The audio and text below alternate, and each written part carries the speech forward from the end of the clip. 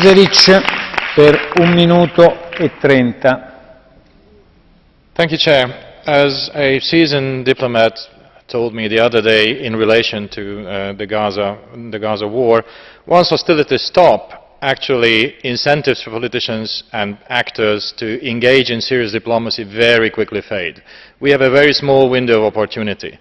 Now, the title of this joint resolution indicated that the EU and the European Parliament is willing to make a bold step in the direction of becoming a serious actor in the Middle East peace process.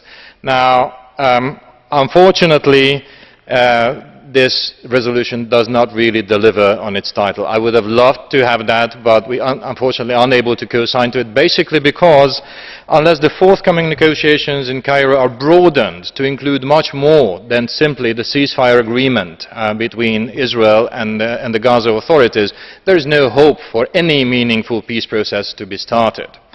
Now, Mr. Della Vedova mentioned that the EU will leave no stones unturned.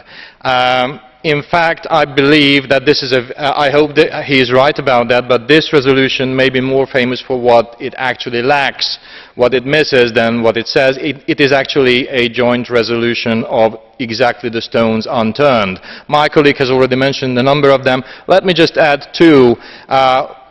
Requiring accountability for all violations of international humanitarian law by all sides is a minimum requirement for a meaningful peace process, I believe, and we believe. Endorsing UNRWA's request for all these accountability measures, plus humanitarian aid to go actually unimpeded into Gaza, is a minimum requirement. This could not find its way into the joint resolution, as well as a minimum request for an ad hoc delegation by this very Parliament to see the facts on the ground. At the end of the day, unfortunately, we cannot support it, and the window of opportunity, as I say, is closing very quickly. Thank you very much.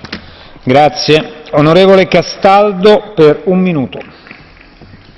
Grazie Presidente. Colleghi, dopo una guerra le vittime si contano, si piangono, ma non si pesano. Israeliani, 530 feriti, 69 morti, un bambino. Palestinesi, più di 11.000 feriti, 2.104 morti, 495